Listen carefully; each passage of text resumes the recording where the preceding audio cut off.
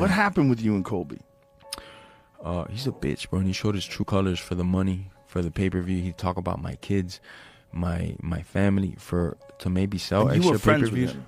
No, not friends. I was fucking his everything, his mentor. I was already in Strikeforce. I had competed against Gilbert Melendez. I was an established pro when he came over to American Top Team. I was living up at American Top Team. I had an apartment over there for like about a year and change. He broke his hand. His girlfriend had fucking kicked him out of the place because he had given her fucking herpes and shit. No, I'm dead ass serious.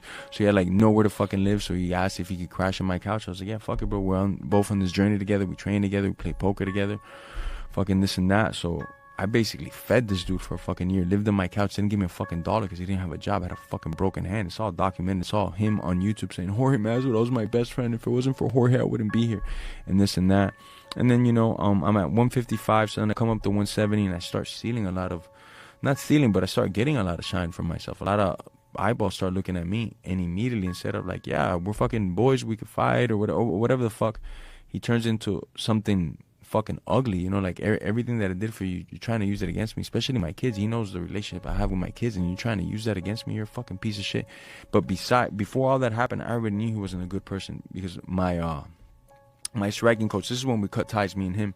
My striking coach trained him from his amateur all the way to his Rafael Dos Anjos fight, and he did a handshake deal with him, 5% on your fights. If you make $1,000, you make $500,000. 5% is what you're gonna pay me because that's what Joel Romero pays me. That's what Jorge Masvidal pays me. That's what all the guys that train with him pay him. And he's like accessible at all times. He will drive an hour this way, drive an hour back that way, and just give you all his knowledge. And that's what he wanted. And they shook hands on it. As soon as Colby made money, what did he do? Didn't pay my coach. So since then, I was like, bro, I want to fucking take a bat to his fucking neck. And my coach is like, don't do it, bro. You'll fight him, and that's how you'll get him for both of us. I didn't get him that time, but I promise you, before my career's over, I'm gonna fucking murder Colby in the cage, legally. What happened illegally? Allegedly, a lot of things happened. Allegedly. I don't know. They're saying a lot of things, but it's all allegedly, cuz. Shit, man. Allegedly is a great word. Yeah, I don't know what they're talking about, man.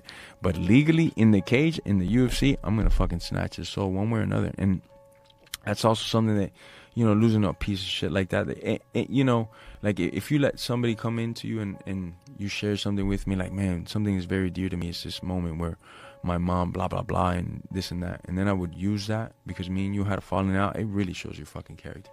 Like, you're a fucking piece of shit, bro, And that's why nobody fucks with this guy. Like, nobody fucks with this guy in any level, in any accord, Well, it's a crazy story. John Jones can't stand him. He had a very similar thing with John Jones. He changed who he was when the UFC was about to cut him.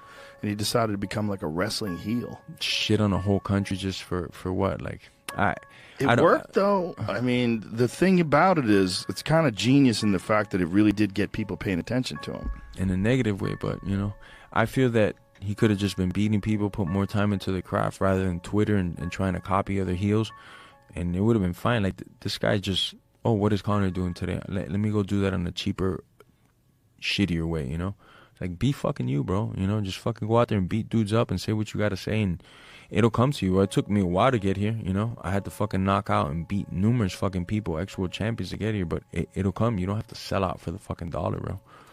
What was it like fighting him? I wanted to fucking kill him. I wanted to hurt him.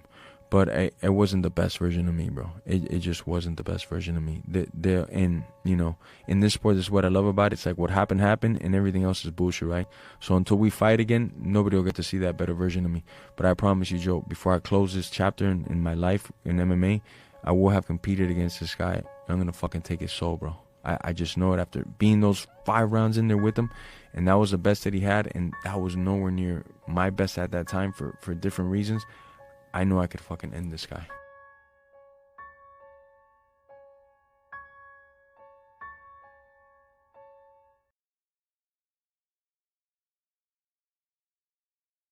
Here are 8 motivational quotes to inspire and guide you through life. The best way to predict the future is to create it. Take charge of your destiny. Success is not final. Failure is not fatal. It is the courage to continue that counts. Keep moving forward no matter the setbacks. Do what you can, with what you have, where you are. Theodore Roosevelt. Focus on progress, not perfection. Believe you can, and you're halfway there. Confidence is key to achieving your dreams. The only way to do great work is to love what you do. Passion fuels success. What lies behind us and what lies before us are tiny matters compared to what lies within us. Your inner strength is limitless. Your time is limited, so don't waste it living someone else's life. Live authentically and on your own terms. Life is 10% what happens to us and 90% how we react to it. Your mindset shapes your reality.